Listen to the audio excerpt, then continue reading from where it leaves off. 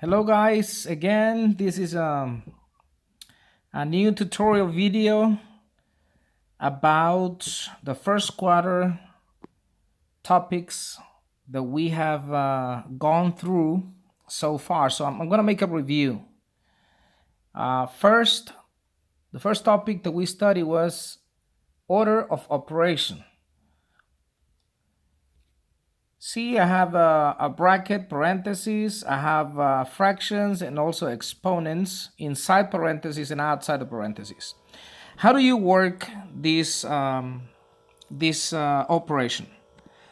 You copy the brackets. You cannot do brackets. You can work with the parentheses because according to the rules, you can solve parentheses first. 150 divided by 10, you just move the decimal one position to the left and you will get a 15 as an answer minus.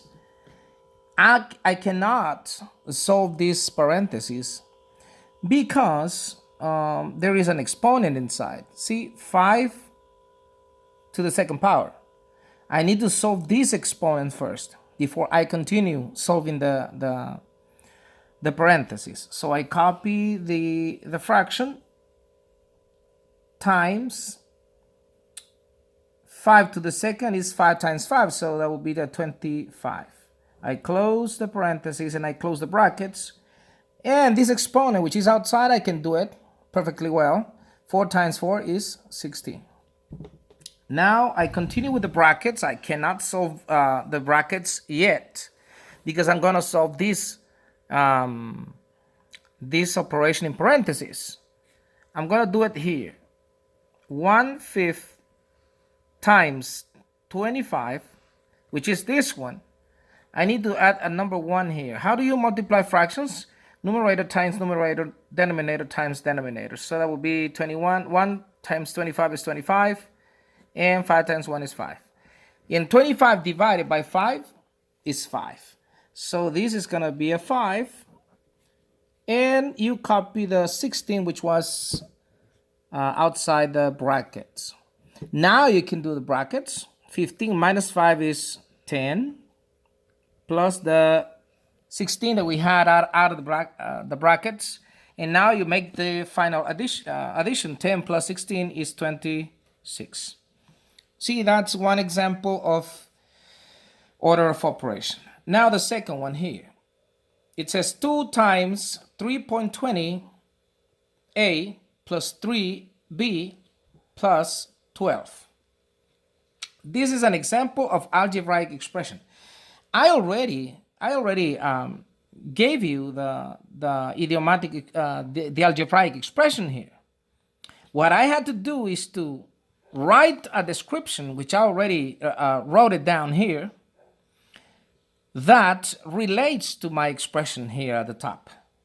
And you will see how it relates to each of the numbers as I read the small description that I wrote.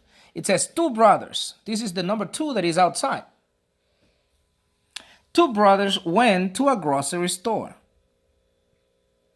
and they each bought a number of apples at $3.20 each apple, and a B number of bananas at $3 each. As you can see, A is an unknown number. That's why I have the letter A here. And B is a number of bananas that we don't know. So that's why I have the letter B here, the variable.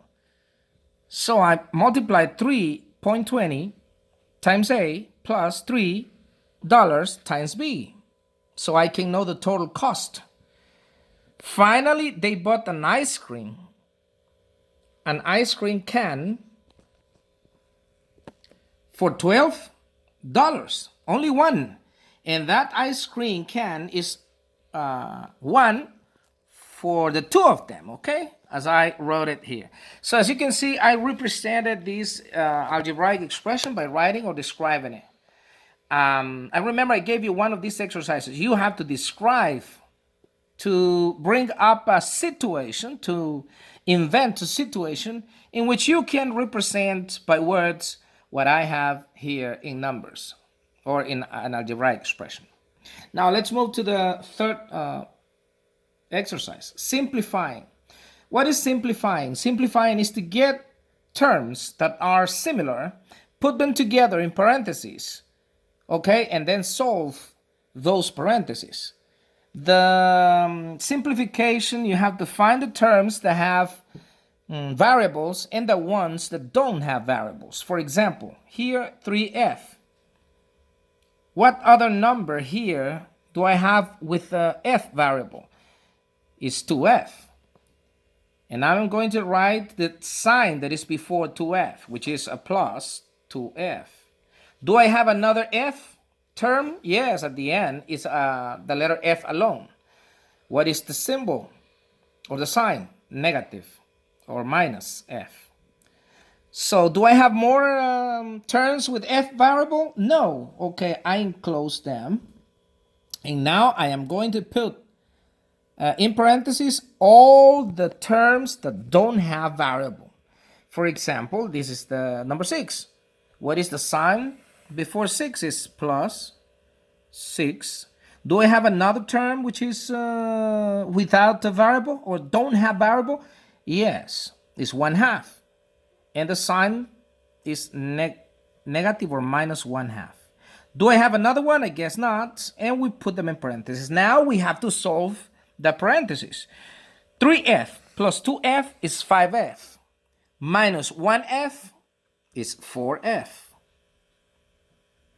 And now this operation, I will do it aside here. 6 minus 1/2. I place the 1 here so I can operate this addition, fraction addition.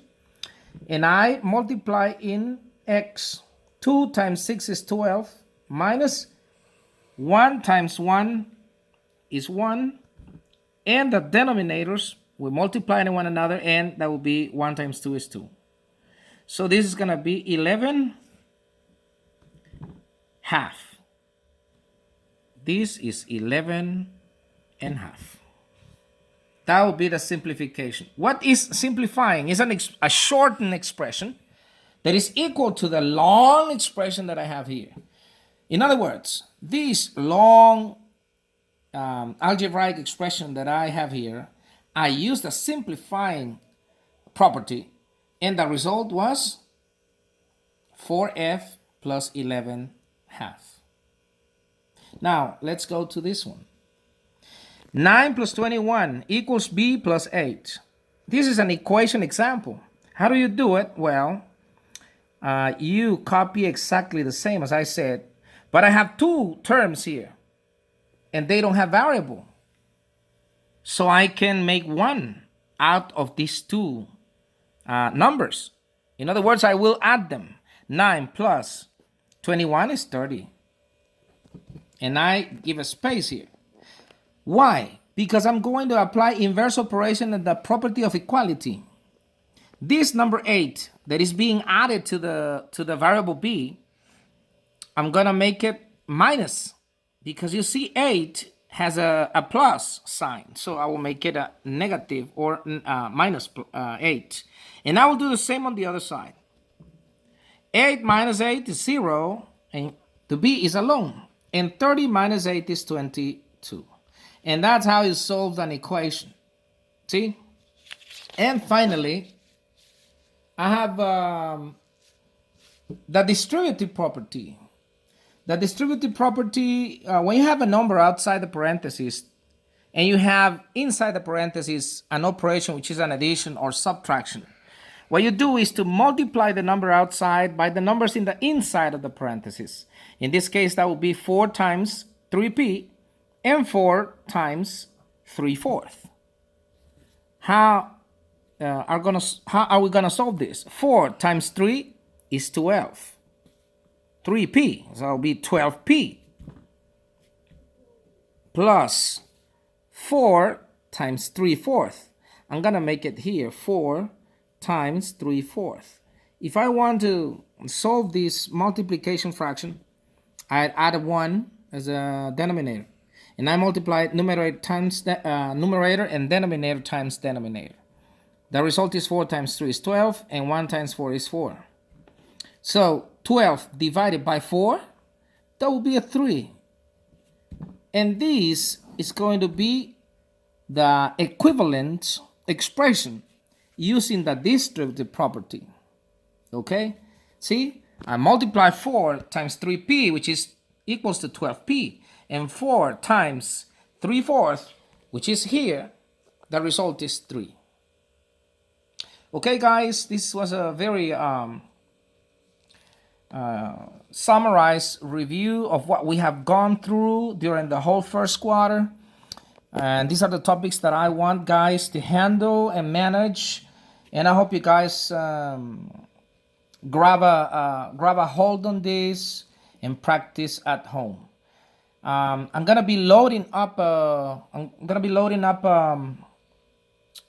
a practice guide so you can practice at home, and you will email that to my email, and I'm gonna check it and see if you understood the topics that I explained.